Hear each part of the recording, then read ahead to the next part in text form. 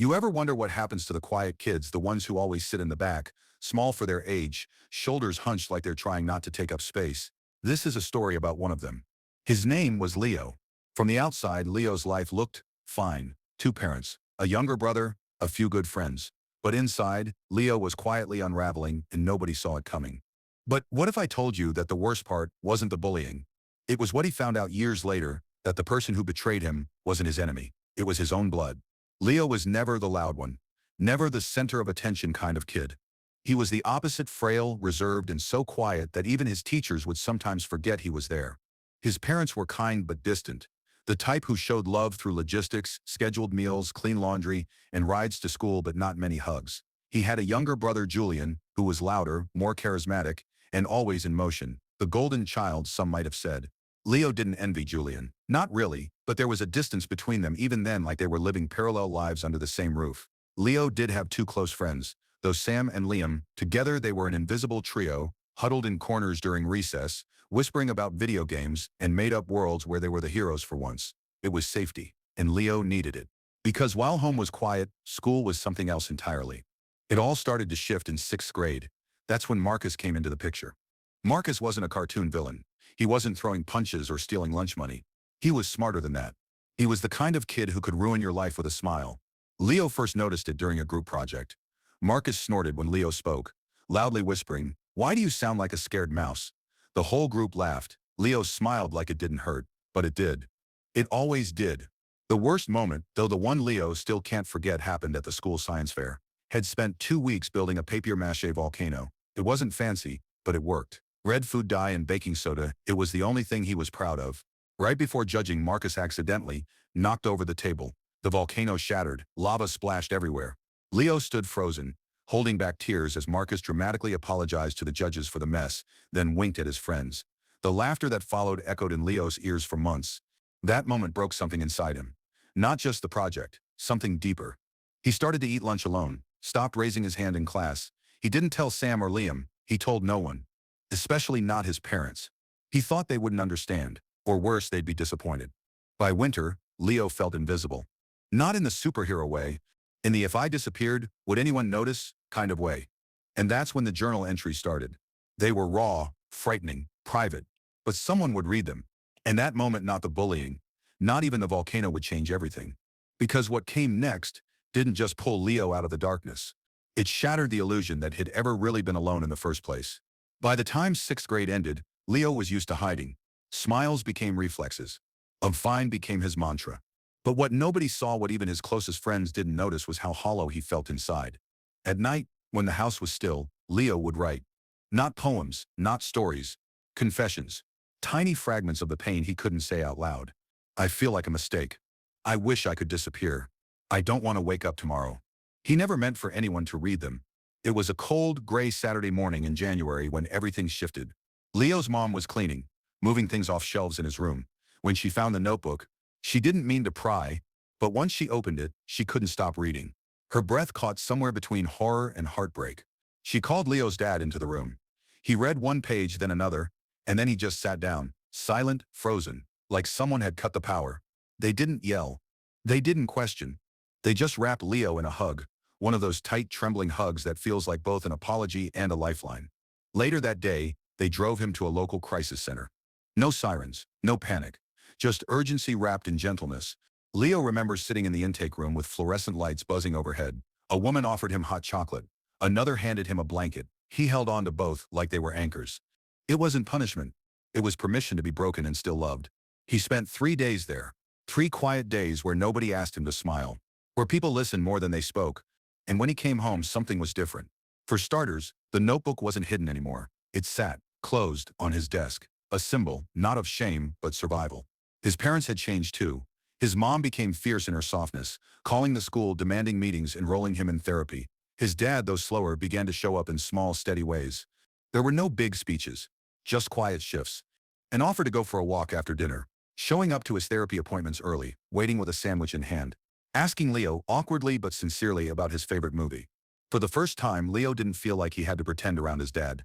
And then there was Dr. Evelyn Reed, his therapist. She was calm, thoughtful, and saw straight through him. She never pushed, never patronized, just gave him space to breathe, and eventually to speak. Session by session, Leo started to understand his pain. Not just the bullying, but the silence he'd grown up with. The feeling of always shrinking, of being the easy kid, the one no one worried about. Dr. Reed didn't just help him unpack the past. She helped him rewrite the future. Meanwhile, the school took action. Miss Albright, the principal, invited Leo's parents in. She didn't brush things under the rug, she listened. Rather than suspending Marcus, she opted for something else, restorative justice. It meant facing the pain. Leo, Marcus, their parents, Miss Albright, and a mediator all in one room. Leo didn't want to go at first, but Dr. Reed helped him prepare, and when the day came he showed up with his spine straighter than usual. Marcus didn't say much. He looked down most of the time. His parents did the talking. But when Marcus finally spoke, it was quiet. I didn't think it mattered that much. Leo didn't yell. He didn't cry. He just said, it did. And somehow that was enough. Marcus was assigned mandatory counseling. His parents enrolled in a parent accountability group. And the school launched a new anti-bullying initiative the following semester.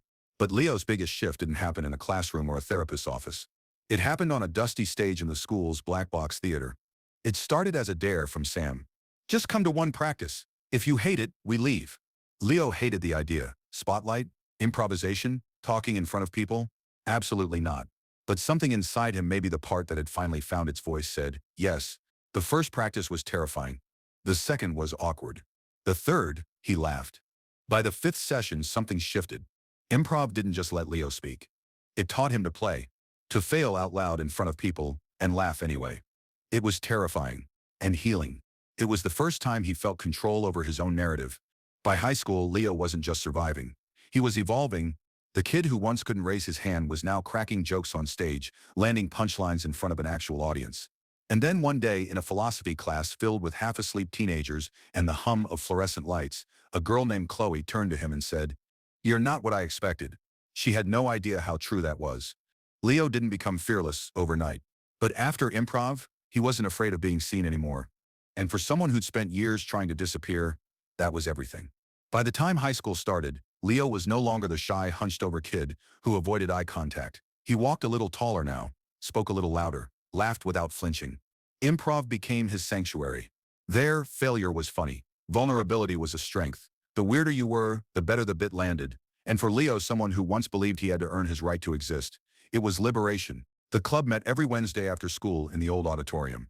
The chairs were mismatched. The lighting was terrible. But the energy, pure magic. That's where Leo found his people. And in sophomore year, that's where he met Chloe.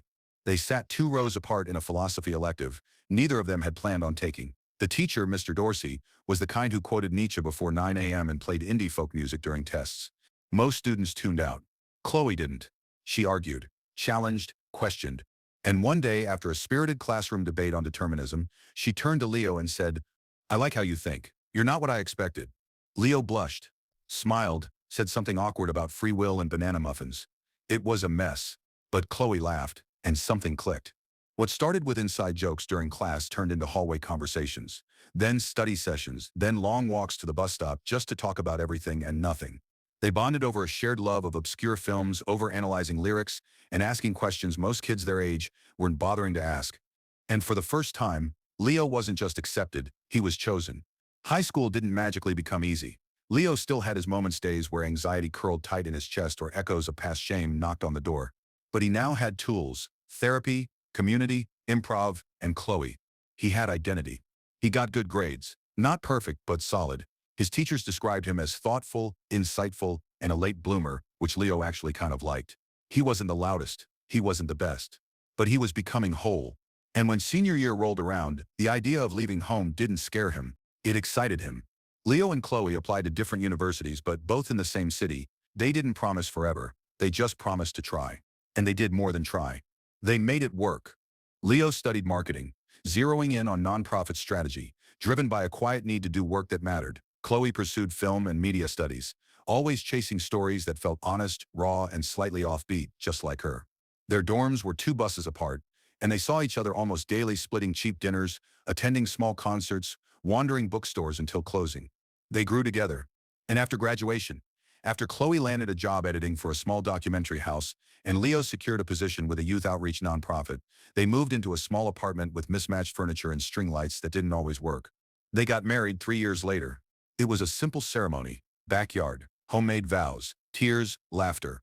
And when Chloe found out she was pregnant a year later, Leo cried harder than he did at their wedding. They named their son Owen. Born on a warm July morning, tiny, red-faced, perfect. Leo held him in his arms and whispered, "You're safe. Not you're strong or you're brave, but safe." Because Leo knew what it felt like to grow up feeling anything but. Life wasn't perfect. Bills still stacked. Sleep was scarce. Owen had colic. Chloe missed her career pace. Leo worked long hours helping troubled teens that sometimes reminded him too much of himself. But their home was filled with softness. With bedtime stories, slow dances in the kitchen, and Owen's laughter echoing through their walls. Leo often looked at his son and thought, this is the life I wasn't sure I'd ever live long enough to have. And that made what happened next all the more devastating. Because sometimes, the past isn't done with you, even when you've convinced yourself you've moved on. Years later, after stability had become the new normal, a single conversation would crack open a truth. Leo never saw coming. It wouldn't come from a stranger. Not from a bully. Not even from a therapist's memory vault. It would come from the one person he thought had always been on his side. His brother, Julian. And when the truth came out, it would feel like being 13 all over again. Helpless, betrayed, and lost in the very house that once tried to save him. For years, Leo believed the hardest chapter of his life was behind him. The bullying, the breakdown, the quiet climb back to wholeness. He'd survived, he'd healed, he'd built something beautiful with Chloe and Owen. But life has a way of circling back. Sometimes it knocks, sometimes it whispers, and sometimes it breaks the door down. It started with a phone call from his mom. "Julian's moving back home," she said, her voice uneven. "He's not doing great." Julian, now in his late 20s, had spent the past few years living across the country freelancing in design, bouncing from job to job, never quite settling. They kept in touch occasionally. Birthdays, holidays, the occasional meme text, but now he was coming back. Diagnosed with an early onset degenerative neurological condition. Rare, progressive, no cure, just symptoms slowly creeping into his daily life like a fog he couldn't outrun. Leo welcomed him back with open arms. He wanted to be the brother he wished he'd had growing up. They sat on porches together, swapping memories. They played video games from their childhood, laughed about awkward teenage phases. And then one rainy afternoon, while Owen was napping and Chloe was out, Julian asked to talk. Really talk. What followed was not what Leo expected. Julian sat on the edge of the couch, hands trembling more from nerves than from his condition. "There is something I need to tell you," he said. "It's about when we were kids."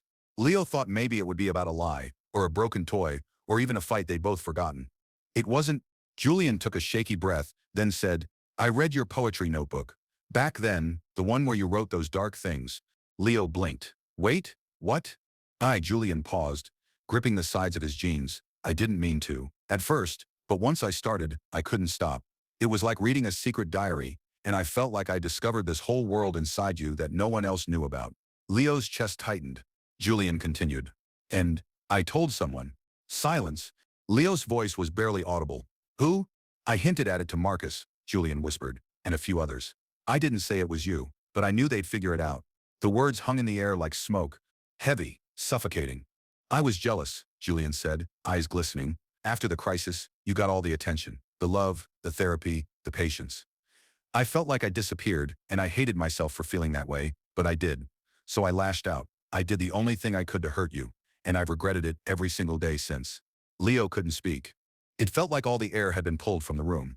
All those years, the pain, the humiliation, the notebooks, the therapy. It wasn't just Marcus. It wasn't random. It had started in his own home. His own brother. The betrayal cut deeper than anything Marcus ever said or did. Leo didn't scream. He didn't punch a wall. He just got up, walked to the kitchen, and stood there gripping the counter, eyes burning. He felt sick. Everything he thought he'd healed suddenly reopened. The shame, the isolation, the helplessness. All because someone who should have protected him didn't. Over the next few days, Leo couldn't look Julian in the eye. He went through the motions work, parenting, talking to Chloe, but inside it was chaos. When he finally told Chloe, he expected rage. Instead, she gently asked, "What hurts more, the betrayal or the fact that it was him?" Leo didn't answer. He didn't know how. He went back to therapy this time, not just as maintenance but as a lifeline. Dr. Reed was still practicing. And when Leo told her the truth, she didn't gasp, she didn't judge. She simply said, "So the wound went deeper than we thought." And it did. Because forgiveness, Leo learned, isn't about excusing the hurt. It's about choosing not to let it rot you from the inside out. He wrestled with it for weeks. Part of him wanted to cut Julian off. Another part wanted to scream. Another wanted to pretend it never happened. But none of those things would bring peace. So instead, Leo invited Julian for a walk. It wasn't a grand gesture. They walked in silence for most of it. Then Leo said, "You broke something." Julian nodded. "I know.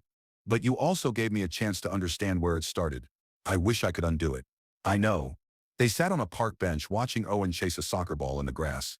Leo looked at his brother, not the teenager who had betrayed him, but the man in front of him, flawed, fragile, scared.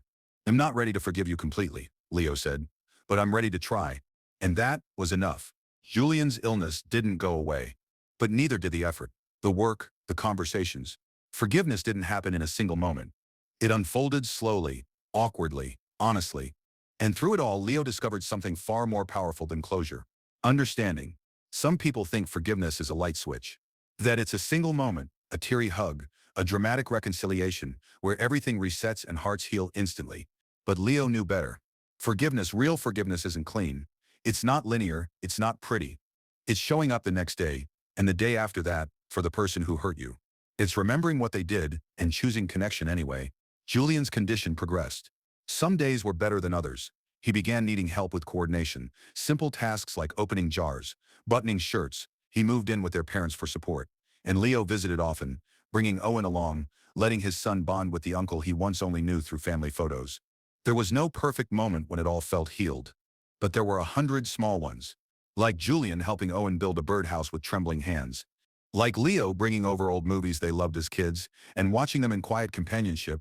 Like the time Julian broke down again, not out of guilt this time, but gratitude. "You didn't have to let me back in," he said. Leo responded, "Neither did you." Leo continued therapy, not out of crisis, but out of maintenance, like tending to a garden. The work was never done, but it was worth doing. At work, he became a mentor to struggling teens, especially the ones who reminded him of his younger self, quiet, overlooked, on the edge. He never used his full story publicly, but he let pieces slip out when the moment called for it. A trembling voice in a group session. A journal handed in privately. Leo knew what to say because he'd once needed someone to say it to him. "You're not weak for feeling lost. You're brave for surviving this far." Chloe stood beside him, through it all, equal parts anchor and mirror. She reminded him when he was too hard on himself, too hesitant to receive love. Owen grew, bright-eyed and tender-hearted, always curious, always asking big questions. "Dad," he said once, "were you ever scared when you were a kid?" Leo smiled. "Yeah," he said, "a lot." "Did it go away?" "No," Leo answered honestly. "But I learned how to live without letting it control me." Leo never forgot what Julian did. The betrayal would always be a knot in the story, a scar that didn't fade but no longer bled. But over time, he realized forgiveness wasn't about erasing the past.